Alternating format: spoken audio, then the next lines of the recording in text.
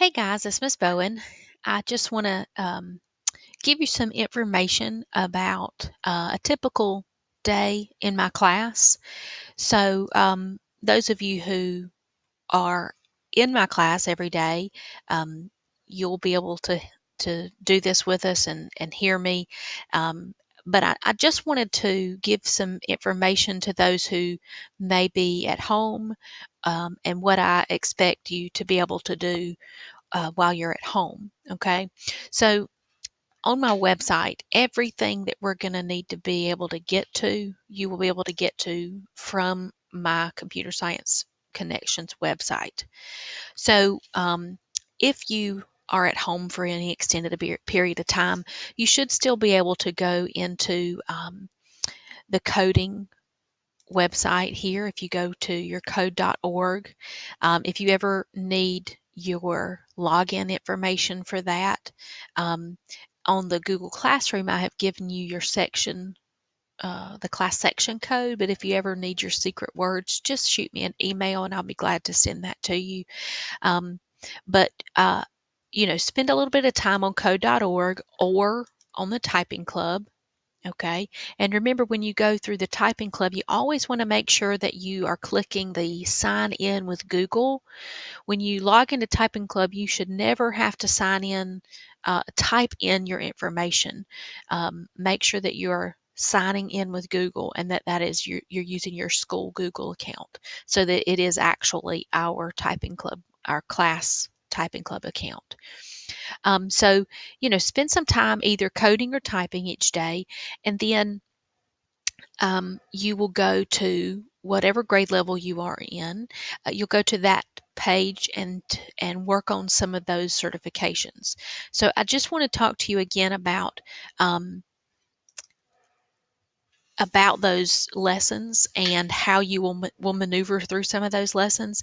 So if you go to, let's say we're go to the Microsoft lessons, okay, and I'm going to click on a Microsoft Word lesson.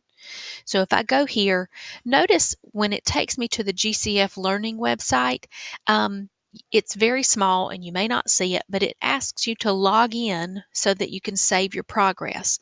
So you'll want to click here and log in using your information. Again, if you need your login information, I will be glad to email that to you. Just send me an email and let me know that you don't remember it and that you need it, and I will send it to you. So when you get there and you sign in, you're going to go and you're going to work on whichever lesson you choose to. You can spend about 20 minutes doing it, and really that's all you'll need to do. But I do want to make sure that you remember, when you click on a lesson, sometimes you're going to have a video. Now, you will not always have a video on the GCF Learning website. Um, each lesson is different. Some you will have a video, and some you will not. But if you pay close attention to the video, you'll notice that it talks about all of these things that you now see in the lesson. Okay. Now, sometimes in the lesson, you're going to get to a picture that looks like this right here, and you're going to see these orange squares that have a little plus sign in them. You're going to want to stop here, and it even tells you click the buttons in the interactive below to learn more about the word interface. So if you click the plus signs, it's going to tell you what this is in Microsoft Word. So if I click that tutorial, click that little box, it tells me what I'm looking at. Notice if I click this one, it tells me, okay, this is the ruler. Okay, it tells me what it is. Down here, if I click here, it tells me these are the different document views at the bottom. Okay, read mode, print layout, web layout. Okay, so anytime you see a picture that has these orange blocks, you're going to want to stop and click on those and read them. Okay, so I'm going to keep scrolling and I'm reading through. And if I've watched the video, this is just information from the video. Okay, so you may just, sometimes we need to hear it and we need to read it, and then we also need to do it, which brings me to my next point. So when I scroll down and I'm going through the lesson, and I'm still going, I'm reading. Oh, here's another picture that's got some blocks. I'm gonna click on all of those if I was completing this entire lesson. So on some lessons, when you get all the way to the bottom after you've read all of the lesson, you see a challenge. Okay, you will not have a challenge on every lesson, but when you do have a challenge, I need you to complete that challenge. Not every challenge is the same. Some challenges may ask you, like this one, to open up a Word document, a blank Microsoft Word document. Some of them will have a document that you click the link and it'll take you to that document and you change things on the document that's already been created. Sometimes it won't ask you to create anything. Sometimes it'll just ask you to write something down. If you'd like to write that down on some notebook paper, you can. But sometimes you may just want to think about what it's asking you. Okay, the purpose of these challenges are to get you to think, and sometimes it's to get you to actually do what it is that you've learned in the lesson. It just depends on which lesson you're going through. Some lessons require you to actually create something. Okay, so when you notice in this lesson here, let's say, okay, number 6 says show the ruler. Okay, well, guess what? If I don't remember what the ruler is, I can scroll right back up and I can find where it says something about a ruler. Oh, there it is, the ruler. So I'm like, golly, I sure don't remember how to get my ruler to show up. So I'm going to look right here. To show or hide the ruler, number 1, click the View tab.